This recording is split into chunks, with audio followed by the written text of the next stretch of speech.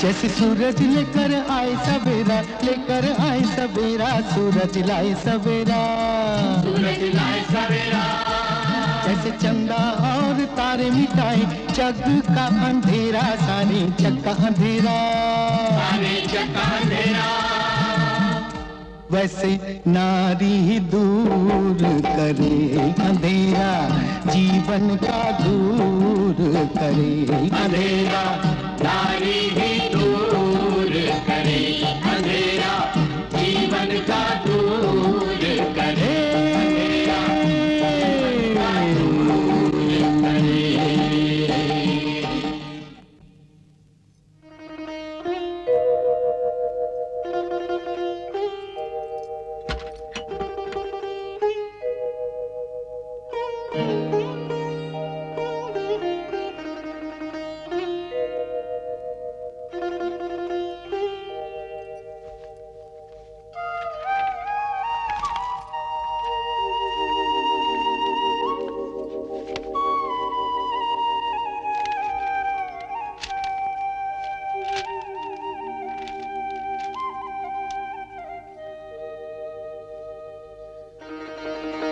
पूज्य श्रीकांत बाबू, नमस्कार।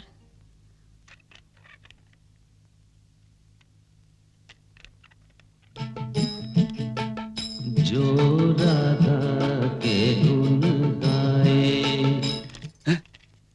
बंद कर अपना भोपू, जब देखो तब भौ भौ भौ। ये भौ भौ भौ नहीं लाजो, भिजुन है भिजुन, तुम्हारे देश के देवी लोक का भिजुन। जब से मैंने अभया को देखा मेरे मन में भिजुन ही भिजुन बसता रहता है। इसके वास्ते मैंने ये भिजुन का रिकॉर्ड पकड़ा है। अरे भिजुन के बच्चे, अब जिंदगी भर भिजुन सुनना भी पड़ेगा और करना भी पड़ेगा। उस दिन क्या क्या मिसकॉटे किए थे उस झाबड़िया के साथ। झाबड़िया? अरे वही जिसे देखते ही मैं समझ गई थी कि वो झाबड़िया नहीं हो सकता, कोई भले घर का आदमी है। अरे वही जो पर्वत जैसा ऊंचा, चौड़ी चीते जैसी छाती। पकड़ा पकड़ा, वही ना जो तुमको अपना मम्मी बना कर गया था, तुम्हारा अपना सन। सीधी बात बोलो ना। चुप रे बेशरम। जवान बीवी को उसकी उम्र का आदमी मम्मी बोले तो उसका मुंह नोच लेना चाहिए। खी करता है, बत्तीसी दिखाता है।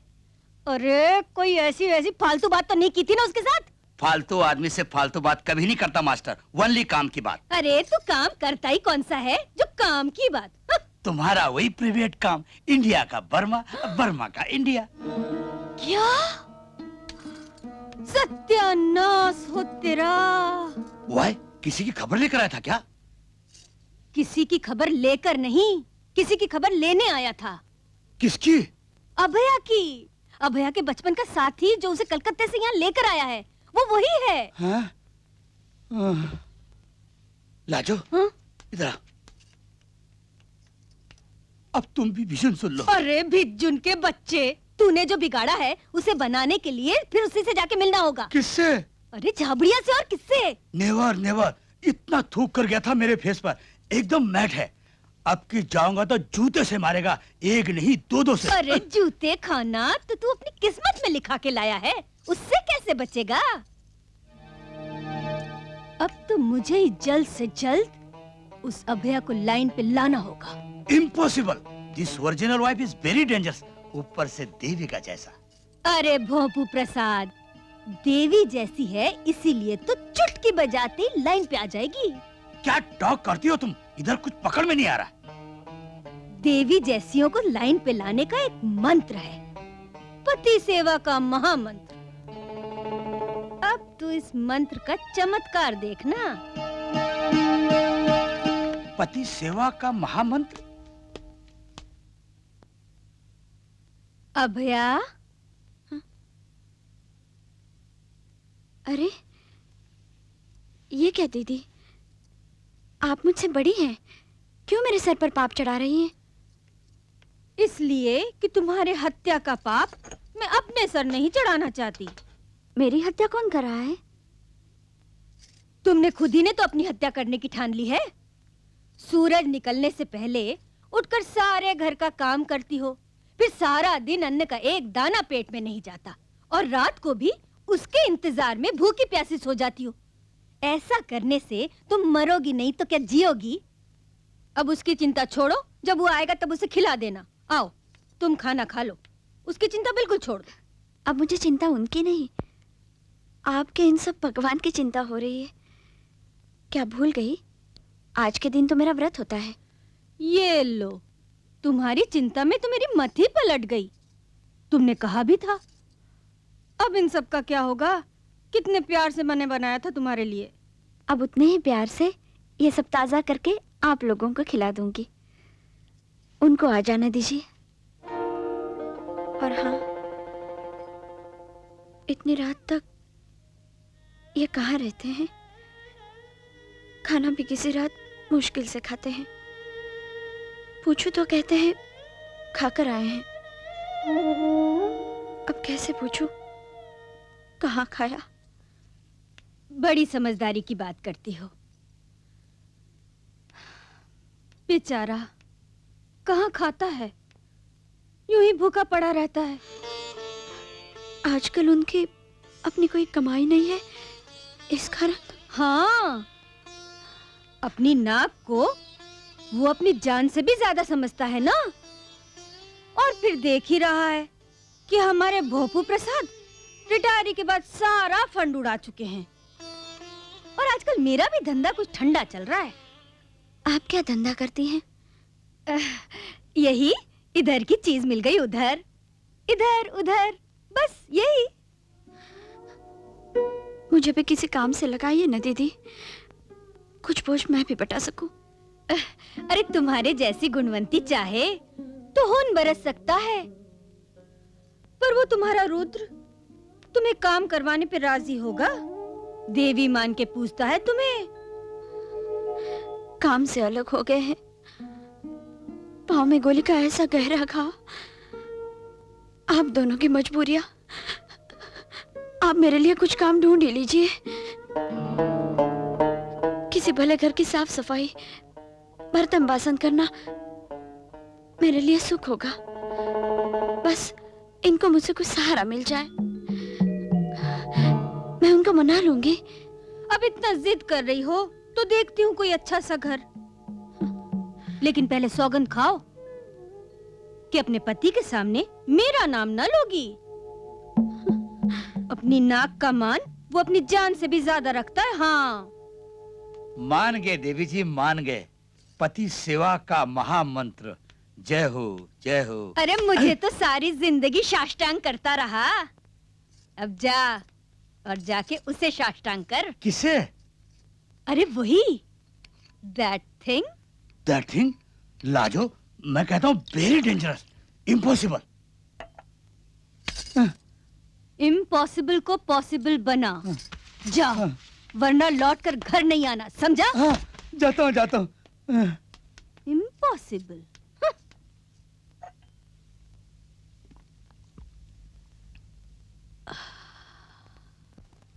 May I come in, sir? Sir आपके नाम में बिना टिकट का चिट्ठी है। आप कहे तो वापस कर दूं? भाई भेजने वाले ने अपना नाम पता तो लिखा होगा ना? सर भेजने वाले का नाम पता तो नहीं है। हाँ, टप्पा तो रंगून का ही है। रंगून? रंगून में मेरा कौन है? जाओ तुम पोस्टमैन को पैसे दे दो। जी।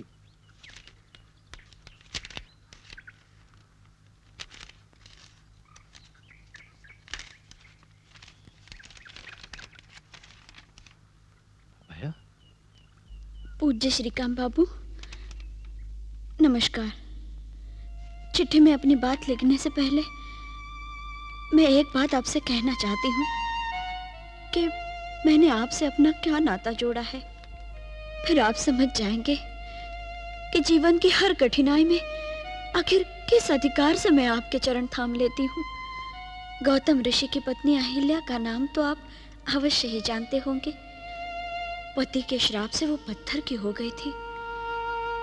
बहुत दिन बाद एक दिन प्रभु रामचंद्र गौतम ऋषि के दर्शन करने उनके आश्रम में पधारे तो उनके चरणों की धूल उड़कर पत्थर की अहिल्या पर जा पड़ी।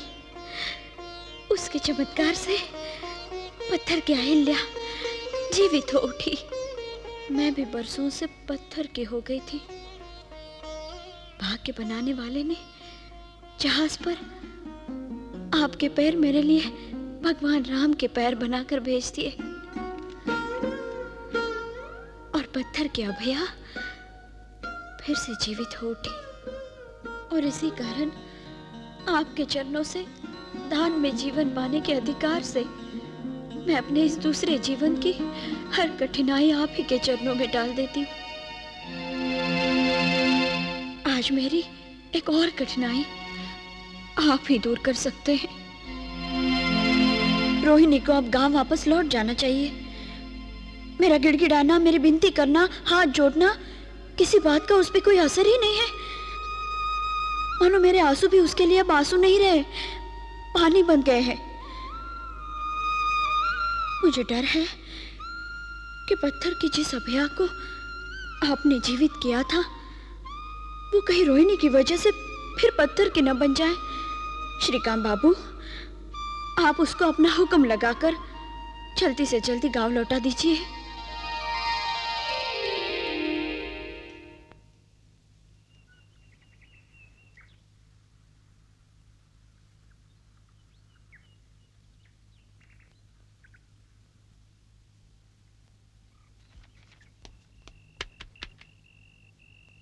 रोहिणी,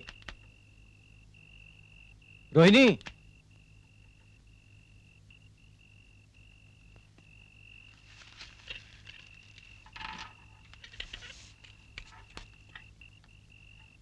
रोहिणी,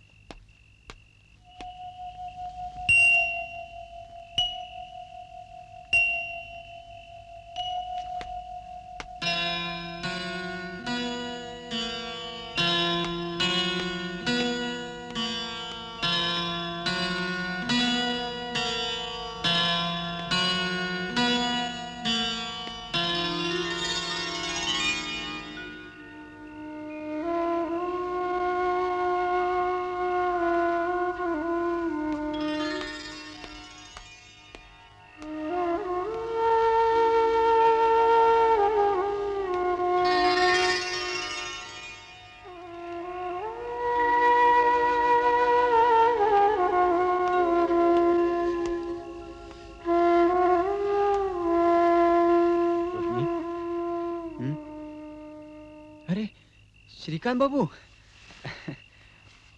ऐसे चुपचाप आए कि पाँव की आहट भी नहीं सुनाई दी। अरे बैठिए ना, बैठिए। आज तो हम तुमसे अपना कर्ज वसूल करने के लिए पधारे हैं। अरे श्रीकांत बाबू, हमारा तो रोम रोम आपके पास गिरी हुई है। लेकिन आप किस कर्ज की बात कर रहे हैं? रोहिणी, तुम 2 बार हमको अपने हाथ के बने हरे चने खिलाने का न्योता दे चुके हो ना? हाँ। तो आज हम तुम्हारी मनभावन चीज ले ही आए हैं। हरे चने हमारे मनभावन हैं, ये बात ठीक नहीं है। क्या? पर जहाज पर हरे चनों के लिए तो तुमने अपनी जान को खतरे में डाल लिया था। हाँ, पर हमें तो हरे चनों पर बहुत बचपन से बहुत गुस्सा है। हाँ, वो हमारी खेती थी ना हरे चनों की। खेती थी तो इसमें गुस्से की क्या बात है? गुस्से की बात है। अब अच्छे मजे की नींद बच्चों को सवेरे उठने के समय ही आती है ना? हाँ। अरे श्रीकांत बाबू, बस जब हम वैसे ही मजे की नींद सो रहे होते थे, तो ठीक उसी समय हमारी मौसी वहां आकर, अरे ओ रोहिणी, रोहिणी, कब तक सोता रहेगा? मौसी, बहुत नींद आ रही है। हाँ? उठ उठ, नसीब जले, जा जाकर तैयार चने तोड़ कर लेकर आ, जा।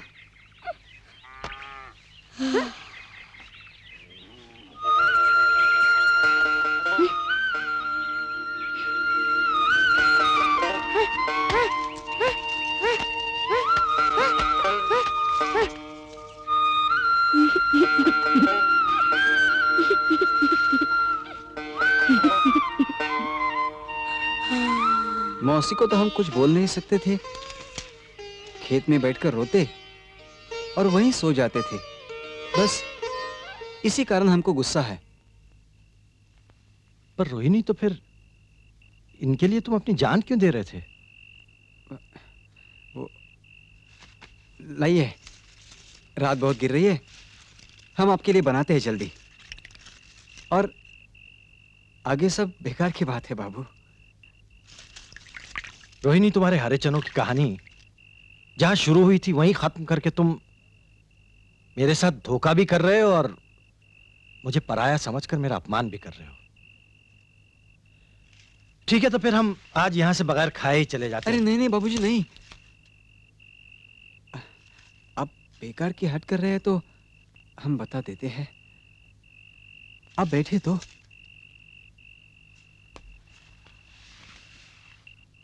लेकिन कोई विश्वास करने जैसी बात है ही नहीं। बस सब कथा कहानी जैसी झूठी सुनी सुनाई लगती है। मगर हमारी तो आंखों देखी है। चोंच भी हरी होती थी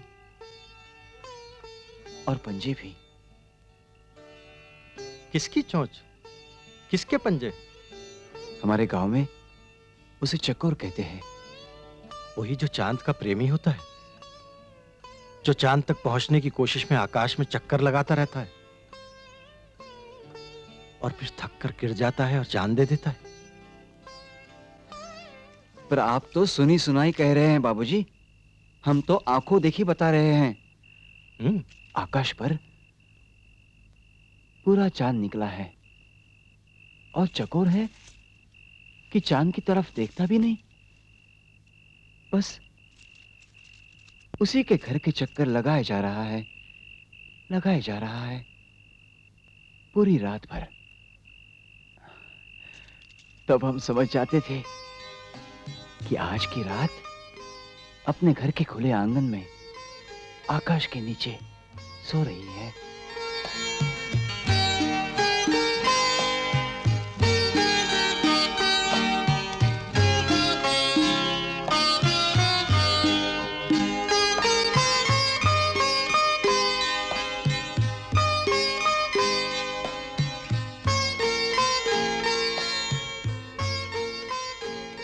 वो कौन थी? मैं पूछ रहा हूं, वो कौन थी रोहिणी? उसका नाम क्या था?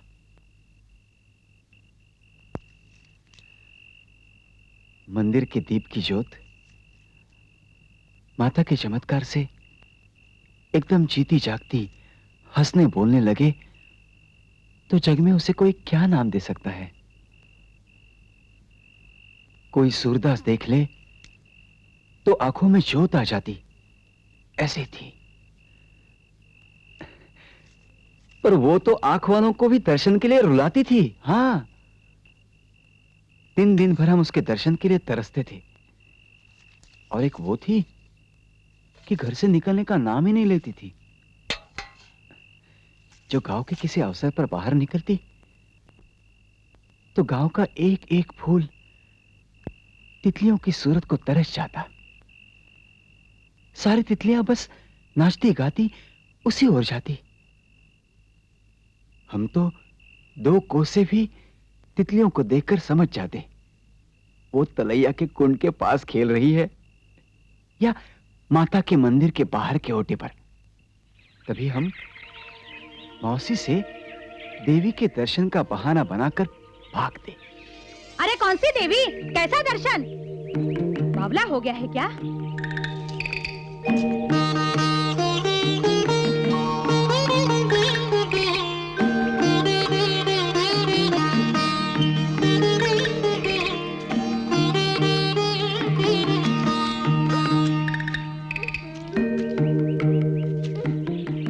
देखता क्या है, भाग इधर से।